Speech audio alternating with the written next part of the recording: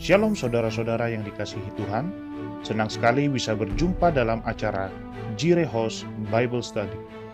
Pada pendalaman Alkitab kali ini, para pembicara akan membahas seputar keluarga yang akan dikemas dalam serial Keluarga Berkenan dan Bahagia. Siapkan diri Anda untuk pembelajaran kali ini dan biarkan Tuhan melawat saudara sekalian seutuhnya. Selamat menyaksikan. Tuhan Yesus memberkati. Shalom, Bapak Ibu Saudara yang dikasihi Tuhan. Kita saat ini akan memasuki serial tentang keluarga berkenan dan bahagia, KB2. Kita beberapa minggu akan mempelajari beberapa hal. Saya berharap bisa menjadi berkat buat kita sekalian. Hari ini saya akan membahas tentang keluarga adalah rencana Allah. Kita akan melihat di dalam kitab Kejadian pasalnya yang pertama, ayat yang ke-26 sampai 28. Berfirmanlah Allah, baiklah kita menjadikan manusia menurut gambar dan rupa kita, supaya mereka berkuasa atas ikan-ikan di laut dan burung-burung di udara, dan atas ternak dan atas seluruh bumi, dan atas segala binatang melata yang merayap di bumi. Maka Allah menciptakan manusia itu menurut gambarnya. Menurut gambar Allah, diciptakannya dia, laki-laki dan perempuan diciptakannya mereka. Bapak Ibu yang dikasihi Tuhan, Allah itu selalu memberkati satu lembaga ini yang namanya keluarga, supaya adanya perkembangan dan terbentuk sesuatu yang menjadi kerinduannya. Setelah manusia jatuh di dalam dosa, manusia memang sudah kehilangan akan kemuliaan Allah. Ketika manusia diciptakan segambar dan serupa dengan Dia. Dan Bapak Ibu yang dikasihi Tuhan, rupanya Tuhan itu melihat adanya kebutuhan seorang lelaki untuk boleh memiliki pendamping. Dan itu sebabnya Tuhan ciptakan Hawa ketika Adam seorang diri di atas muka bumi ini. Dan Alkitab mencatat mereka diberkati dan mereka berkembang biak dengan luar biasa. Dan Tuhan memberikan akan tugas kepada lembaga yang kecil ini, keluarga ini. Nah, sudah dikasih Tuhan supaya terbentuk dan berkembang sesuatu hubungan dan persekutuan yang berpusat kepada Allah. Kalau kita memperhatikan apa yang sedang kita bangun di dalam rumah tangga, kalau kita kehilangan tujuan supaya adanya atau terbentuknya satu persekutuan yang berpusat kepada Allah, maka keluarga akan menghadapi tantangan yang begitu besar. Dan kemudian bahkan seringkali keluarga akan menjadi gagal dan mereka akan berpisah. Nah, saudara dikasih Tuhan, perhatikan supaya terjadi atau berkembang sesuatu hubungan dan persekutuan yang berpusat kepada Allah. Nah, Bapak Ibu yang dikasih Tuhan, rupanya di dalam keluarga, watak dan karakter yang serupa dengan Allah, di situ Tuhan juga kembangkan. Itu sebabnya kalau kita melihat bahwa ada hubungan suami istri yang memang orang seringkali berkata tidak cocok ya. Setelah berjalan sekian lama, kita harus memahami bahwa ketidakcocokan itu memang terjadi supaya kita ini dikembangkan untuk menjadi seperti apa yang Tuhan mau, serupa dan segambar dengan Dia. Nah, ini masing-masing pasangan, suami atau istri harus tahu. Seringkali mereka tidak menyadari karena ego, karena keinginannya yang tidak terpenuhi. Padahal melalui lembaga keluarga ini, relationship antara suami dan istri, orang tua dan anak, itu merupakan sesuatu yang diupayakan Tuhan supaya kita menjadi kembali serupa dan segambar dengan Dia. Untuk itu, Tuhan memberikan kesanggupan dan kemampuan. Selain itu, keluarga dibuat supaya terjadi pengembangan atau secara jasmani berkembang biak, bertambah banyak, tetapi secara jiwa dan secara rohani juga supaya terjadi satu perkembangan. Bagaimana kita ini bisa menjadi serupa kembali dan segambar dengan Tuhan. Dalam hari ini Tuhan sudah mati di atas kayu salib supaya apa? Supaya ketidakbenaran kehidupan kita, supaya kecacatan kehidupan kita, ketika kita percaya kepada Dia, kita mengizinkan Dia untuk membentuk kehidupan kita. Dan pembentukan yang luar biasa terjadi dalam kehidupan manusia itu pertama-tama melalui keluarga. Hubungan suami istri, hubungan orang tua anak, hubungan anak kepada menantu kepada mertua dan lain sebagainya. Dan Tuhan itu selalu memberkati satu keluarga yang datang untuk minta diberkati. Jadi ketika kita masuk di dalam rumah tangga, pastikan bahwa blessing atau berkat itu turun dalam kehidupan kita. Nah, saudara yang dikasihi Tuhan, rupanya pengembangbiakan karakter yang terbentuk, ini salah satunya juga supaya menjadikan satu penguasaan rohani dan penguasaan secara alami itu terjadi dalam kehidupan kita. Ya, jadi begitu luar biasanya. Kenapa keluarga-keluarga itu diberkati Tuhan, ya, supaya terjadi pertumbuhan baik secara alami, secara natural maupun secara rohani, secara jiwani kita sampai kepada tujuan Allah itu sampai, yaitu apa? Menjadi serupa dan segambar dengan Dia lagi, karena dosa sudah masuk dalam kehidupan manusia dan perlu penebusan atas kehidupan keluarga. Nah, saudara perhatikan ya, yang merusak keadaan manusia sejak awal itu disebut dengan dosa. Dan dosa ini merupakan sesuatu yang mempengaruhi ya. Kalau ketika seseorang membangun satu rumah tangga, kita harus tahu bahwa ada satu kuasa yang akan mempengaruhi kehidupan kita, bukannya menjadi mendekat kepada Tuhan, bukannya menjadi lebih kuat, bukannya menjadi lebih bahagia, kalau kita tidak menyadari, saudara ya, tentang adanya dosa. Begitu ada dosa masuk di dalam rumah tangga atau dalam keluarga, hal-hal yang kita idealkan seperti keluarga yang berkenan di hadapan Tuhan, keluarga yang berbahagia, itu tidak akan pernah sampai. Ya, karena apa? Karena dosa itu merasuki akan kehidupan keluarga. Ketika dosa merasuki kehidupan keluarga, yang pertama akan terjadi sikap yang tidak saling menghormati satu dengan yang lain. Orang kehilangan trust, ya, orang kehilangan kepercayaan, dan rasanya menjadi berbeda. Orang sudah berkeluarga dengan orang yang baru berpacaran, berbeda rasanya. Kalau kita tidak memperhatikan atau kita tidak kita tidak mengerti bahwa ketika dosa diizinkan masuk dalam rumah tangga, itu bisa membuat satu dengan yang lain tidak bisa saling menghormati. Itu sebabnya Bapak Ibu Saudara yang dikasihi Tuhan, mari kita belajar untuk tetap hidup berkenan, hidup dalam firman Tuhan, hidup dalam tuntunan Tuhan, mengejar perkara-perkara rohani, sehingga apa yang menjadi tujuan Tuhan itu bisa terjadi di dalam kehidupan kita. Perhatikan, juga kalau dosa itu diizinkan bebas di dalam rumah tangga kita, keluar masuk, saudara, situasinya akan terjadi naik turun, dan bahkan seringkali terjadi kebencian dan iri hati satu dengan yang lain, ya. Bayangkan kalau ada suami membenci atau iri kepada istrinya tentang apa yang dikerjakan, apa yang dihasilkan, atau sebaliknya istrinya tidak bisa menghormati, benci sekali tentang karakter keadaan yang ada. Apa yang terjadi? Padahal keluarga itu menurut saya adalah satu gambaran kecil dari suasana surga yang bisa kita rasakan. Kalau kita ada di atas muka bumi ini, kalau mau merasakan suasana surga, paling gampang adalah di dalam keluarga. Tapi sebaliknya juga, kalau mau merasakan suasana neraka, paling mudah juga dirasakan di dalam satu keluarga. Itu sebabnya ketika dosa masuk di dalam kehidupan keluarga, maka akan terjadi kebencian, akan terjadi iri hati, yaitu persaingan di dalam rumah tangga, dan itu mendatangkan sesuatu yang tidak baik. Hal yang lain lagi, kalau dosa diizinkan masuk di dalam keluarga kita, baik secara personal maupun secara corporate satu dengan yang lain, itu akan terjadi satu hubungan yang tidak pantas, ya. Tidak bisa saling menghormati, kemudian mungkin terjadi kekerasan di dalam rumah tangga, saling menjelekkan, saling merendahkan satu dengan yang lain. Itu akan bisa terjadi, bahkan di dalam hubungan seksual juga akan terjadi hal-hal yang tidak pantas yang harus dilakukan. Bapak Ibu Saudara yang dikasihi Tuhan, saya rasa kita tidak perlu untuk mencontoh kepada dunia ini untuk hal-hal yang tidak pantas terjadi di dalam hubungan dalam satu keluarga, baik suami istri maupun orang tua kepada anak.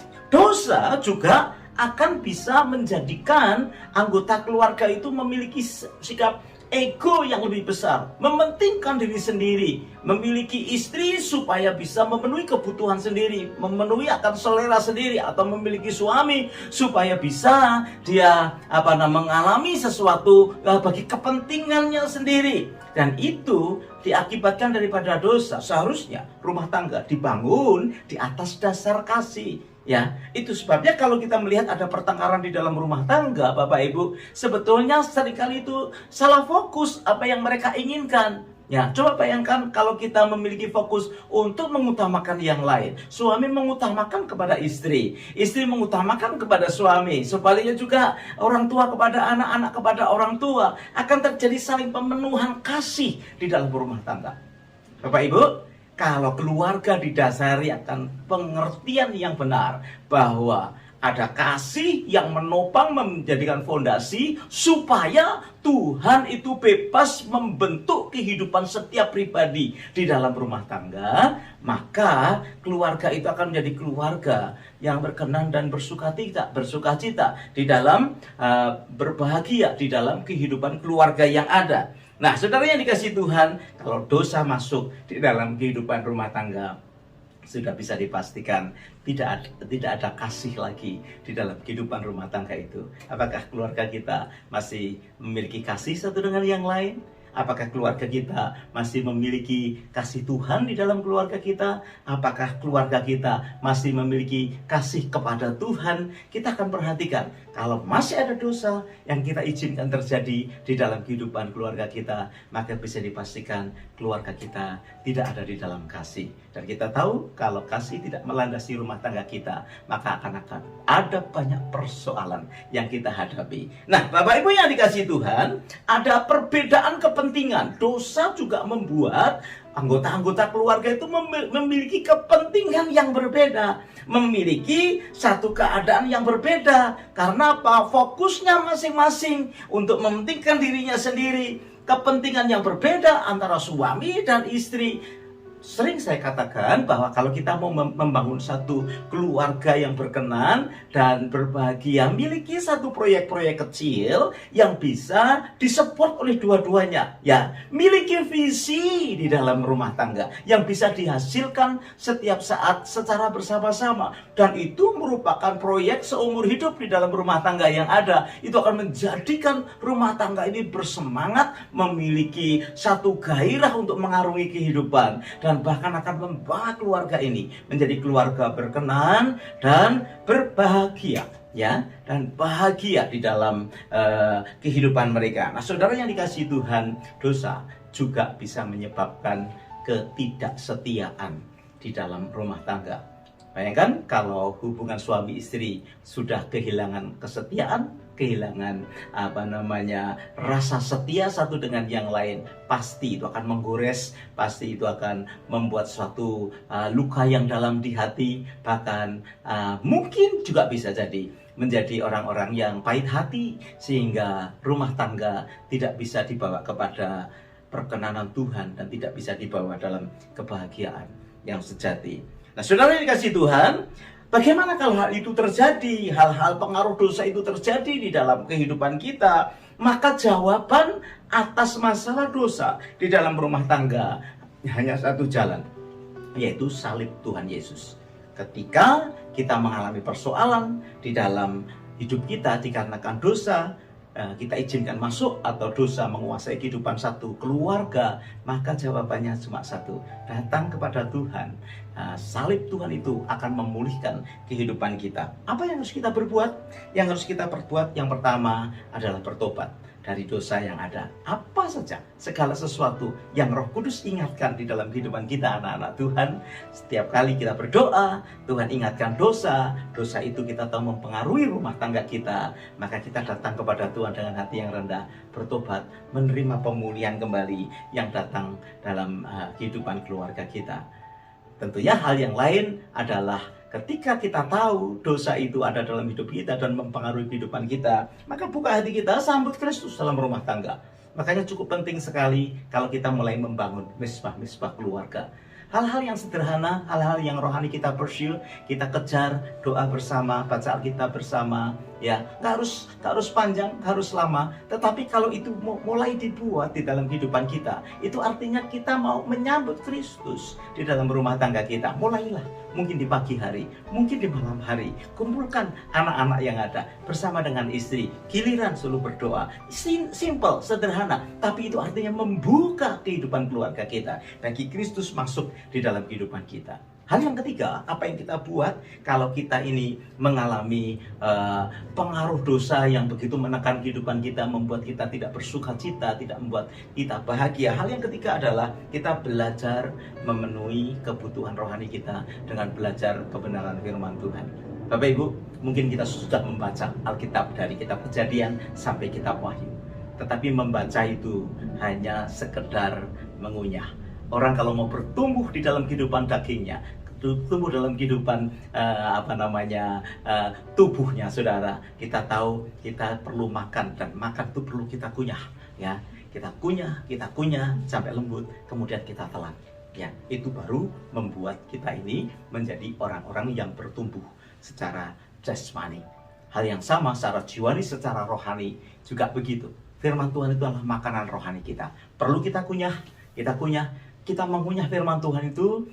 Caranya sih seperti begini nih. Belajar firman itu mengunyah. Pergi ke gereja itu namanya mengunyah, ya. Ikut komsal itu namanya mengunyah. Itu dengarkan YouTube itu namanya mengunyah firman. Tetapi tidak boleh berhenti di situ. Kalau kita mau bertumbuh secara rohani, kita juga harus menelannya, mencernanya, ya, di dalam kehidupan kita. Banyak anak Tuhan yang cukup puas hanya dengan mengunyah. Bagaimana kita bisa bertumbuh? Secara jasmani pun juga tidak bisa bertumbuh kalau kita hanya mengunyah makanan, menikmati rasanya, kemudian kita buang. Tentunya yang kita kunyah, yang rasanya enak itu kita harus telan dan kemudian dicerna.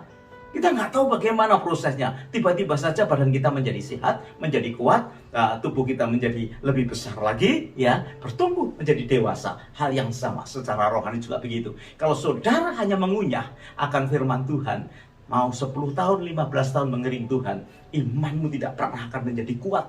Engkau tidak pernah menjadi orang yang dewasa secara rohani. Buktinya apa? Buktinya ketika tantangan itu datang dalam kehidupan kita, yang ditimbulkan adalah ketakutan, kekhawatiran, kekecewaan. Kalau itu terjadi, itu artinya kita tidak mencerna firman yang kita dengar, yang kita lihat, yang kita baca. Itu hanya kita kunyah, hanya menjadi knowledge dalam kehidupan kita, tetapi tidak membuat iman kita ini kuat.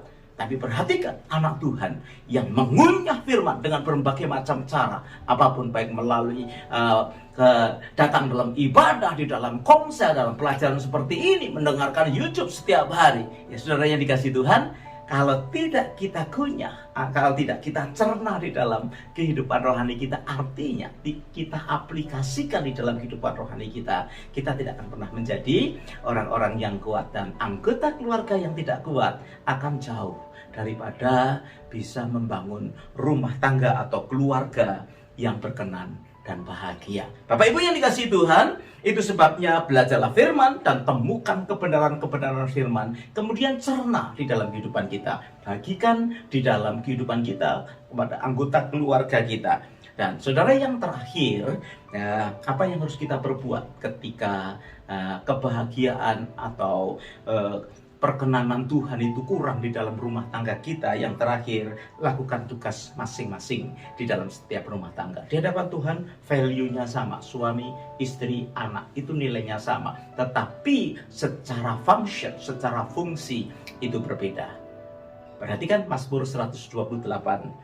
Kata seperti begini, ayat 1 sampai ayat yang ke-6. Nyanyian ziarah, berbahagialah setiap orang yang takut akan Tuhan, yang hidup menurut jalan yang ditunjukkannya. Apabila engkau memakan hasil jerih payah tanganmu, berbahagialah engkau dan baiklah keadaanmu. Istrimu akan menjadi seperti pohon anggur yang subur di dalam rumahmu, anak-anakmu seperti tunas pohon zaitun sekeliling mejamu. Sesungguhnya demikianlah akan diberkati orang laki-laki yang takut akan Tuhan. Kiranya Tuhan memberkati engkau dari Sion, supaya engkau melihat kebahagiaan Yerusalem seumur hidupmu, dan melihat anak-anak dari anak-anakmu, damai sejahtera atas Israel. Lakukan tugas masing-masing sebagai anggota daripada keluarga. Alkitab mencatat kebahagiaan dalam rumah tangga ketika diawali oleh seorang suami, seorang imam yang memiliki roh yang takut akan Tuhan. Kemudian istrinya akan menjadi seperti pohon anggur di dalam rumah. Saya percaya anggurnya bukan anggur asam, tetapi anggurnya adalah anggur yang manis dan crunchy. Dan anak-anak akan menjadi seperti tunas pohon zaitun yang akan memberikan bau yang wangi dan boleh membanggakan kehidupan orang tua yang ada. Bapak Ibu yang dikasihi Tuhan, miliki keluarga yang berkenan dan bahagia. Tuhan Yesus memberkati kita sekalian. Shalom. Terima kasih sudah menyaksikan Bible Study kali ini. Jangan lupa bagikan berkat ini ke sekitar Anda. Tuhan Yesus memberkati.